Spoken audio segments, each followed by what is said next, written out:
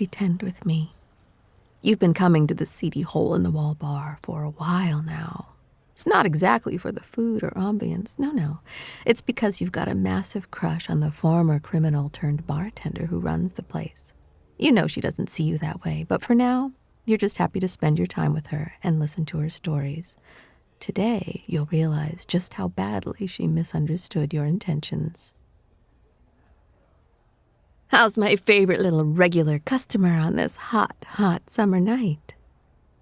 You felt that south wind blowing up Saginaw Highway, huh? It's all hot and dry, smelling like that smog that usually stays way down in the valley. It means it's gonna be a scorcher, so make sure you stay hydrated tomorrow, okay? Oh, rough day today, huh? I suppose I can relate. I admire you for sticking it out, though. For what it's worth, I could never myself.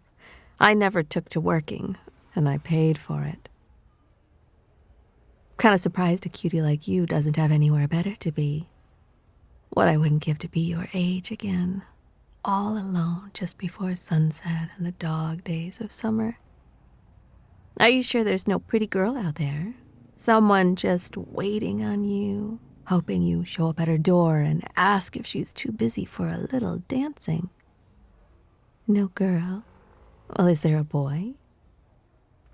Not that either, hey? Good-looking thing like you with no place better to be than in my little hole-in-the-wall bar. Makes a girl wonder what you're really after. I don't suppose you're here for my pretty face either. Drink up, kid. It's on the house. Finish it up and leave. Don't come round here no more. Don't give me that look. It's not anything you did. Listen, you're a good kid. You don't want to hear this, but you're an innocent, pure and fresh as the fallen snow. I'd kill to get half of that innocence for myself. By now, I know you figured out that all of my regulars are criminals or ex-cons. They come here to take a load off. Sometimes talk shop. I don't care about them. They're too far gone for somebody like me to be able to pull them back. But I can stop you at least. This isn't the place for someone like you, so finish your drink and leave. Well, you remind me of a younger May, a dissatisfied, ambitious young blood who felt like they weren't going to get anywhere in life unless they were willing to take serious risks. I spent a lot of time in places just like this, trying to rub elbows with the people I looked up to. I told you all the grim stories before, but what the hell? How about a refresher? It took a while, but I got in, and I was pretty good at it. Real good. There was a time not too long ago where I ran this whole neighborhood. Ran that numbers game for a while. That was safe, but the returns weren't the millions I dreamed of, so I moved on to more dangerous stuff. Turned out I was good at that, too. Too good. People got hurt. I need you to understand that. I hurt people. A lot of people. More than I ever got punished for. And it got me what I wanted. Power, money, respect, fear. It couldn't last long, though. You never can be on the top, not all the time. The sheriffs and the stadies, they couldn't touch me. But I got sloppy with my money, and the revenuers locked me up. That's typically how it goes. I spent 10 years at Terre Haute, 8 behind bars, and 2 working for the baking powder factory. When I got back to Tuner Flats, everything I built was gone. All I had left was this building. I'd never been inside before. I just used it to launder money. You ever spend any time in a prison, kid? I know you're aware it's not a fun time, but you know what really kills you? It's not the gangs, it's not the guards, it's the boredom. Time slips away from you, but also seems to pass so slow that it's like trying to carve your name into dry cement. You try to keep your feet on the ground, but you can't, not all the time. You get up in the morning at 6, get counted at 6:15, Eat your oatmeal at 6:30. Grab a full 8 assembling office furniture for the feds.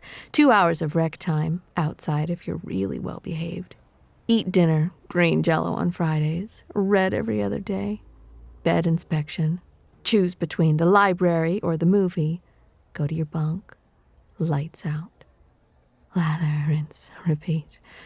I went mad for most of year 4. Came back around to something close to sanity in year 6. I never really fully recovered, though. I can't really complain, I suppose.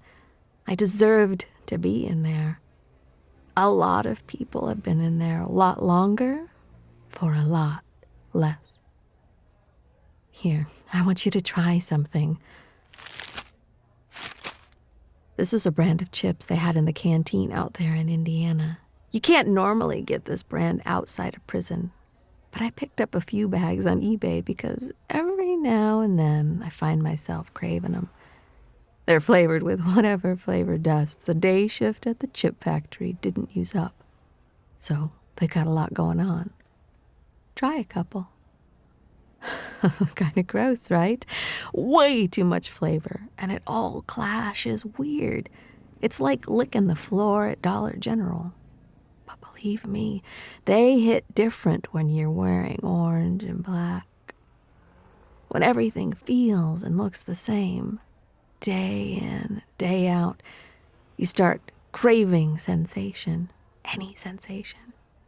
This absolute overload of flavor felt like heaven. The closest I ever saw to a riot was the Saturday they opened the canteen without a fresh stock of these. You go a little crazy in there, just looking for anything to silence that steady drumbeat of monotony. I got really into the Twilight books when they were coming out. I know someone that spent a long time in solitary who spent their time touching cold metal, waiting for it to get warm. Letting go and touching it again when it got cold. Anything to break up the void. When I look back at those 2 years where I was on top of the world, they weren't worth it. They weren't worth my time in Indiana. I don't want you to make the same mistakes I did. My dad won't even talk to me anymore. He was a nurse, worked down at the VA clinic on Cleveland. It's closed now. I think they tore it down and built a Costco.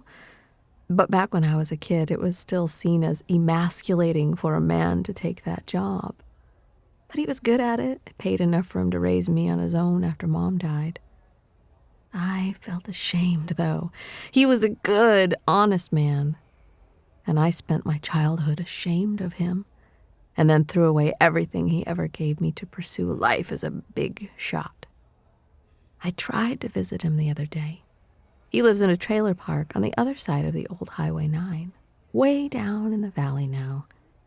I could see him there, on his chair, watching a hockey game, and he could see me. I knocked and we made eye contact, but he never even stirred from his chair.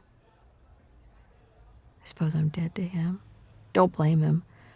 Just wish to God I wasn't. So you finish that drink and you leave. If I see you around here again, I'll break your arms. Oh no, you're not in the market for a life of crime. Then why do you come around here? Riddle me that. I know it's not for the drinks. I can't mix cocktails to save my life. And I know it's not for the company. What are you? An undercover cop or something? A little young. My stories? You're pulling my leg. I'm just old and full of shit. Next thing you're gonna say, you've got some sort of crush on me. No. No. Oh, God, you're kidding. Oh, no. What in the name of Peter and Jane is wrong with you? Look at me. I've easily got 10 years on you. I'm going gray, and I'm getting wrinkles. I've got calluses from the prison shop, dark circles under my eyes that won't go away no matter how much I try to sleep. My hands are cold and my face is sad.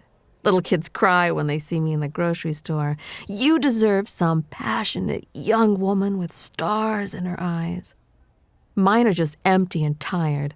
I don't possess passion in me anymore.